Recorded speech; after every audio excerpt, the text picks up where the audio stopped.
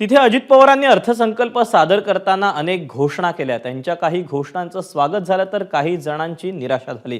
मात्र अर्थसंकल्प सादर करताना अजित पवारांनी सादर केलेल्या कवितांनी अनेकांचं मनोरंजन झालं।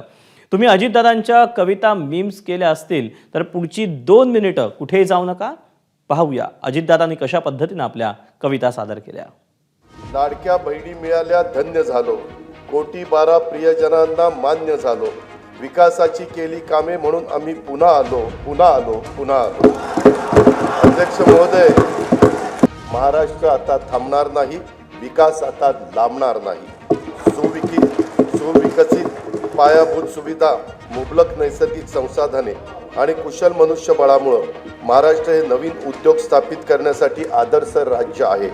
आम्हावरी खिळले डोळे उद्याच्या पिढ्यांचे, आज स्वप्न बघतो आम्ही उद्याच्या दिसांचे। काळी माती ज्याची शान, तिच्यात राबे विसरुनी भान, पोशिंदा हा आहे आपला, कृतज्ञतेने ठेवू जाण। देऊ योजना अशा तया की राहील त्याचे हिरवे रान। शेती आणि शेतकरी हा आपल्या जीवनाचा मूलाधार आहे। त्यांच्याबद्दल कृतज्ञता व्यक्त करून मी आता शेती आणि शेती संबंधित क्षेत्राच्या योजना आणि तरतुदीकडे वळतो। का आम्हा सत्ता मिळाली जाण आहे, का आम्हा सत्ता मिळाली जाण आहे, करायचे काय याचे भान आहे। साथ द्या आम्हा नेऊ राज्य पुढती, उंच त्याची न्यावयाची शान आहे।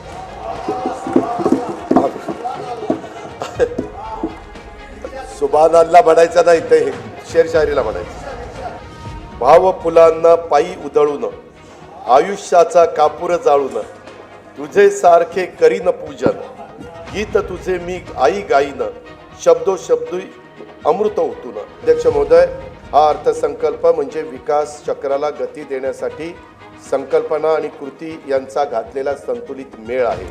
विकसित महाराष्ट्र घडवण्यासाठी सर्वांनी मिळून हातभार लावण्याची हीच वेळ आहे। विकास संकल्प, विकासाचा ध्यास, मनी धरू आस विकासाची, विकास चक्राला देऊन या गती, साधूया प्रगती वेगातची, मिळून या सारे राज्य विकसित, राष्ट्र विकसित करू चला, राष्ट्र विकसित करू चला, राज्य विकसित करू चला। जय हिंद, जय महाराष्ट्र। एबीपी माझा, उघडा डोळे बघा नीट।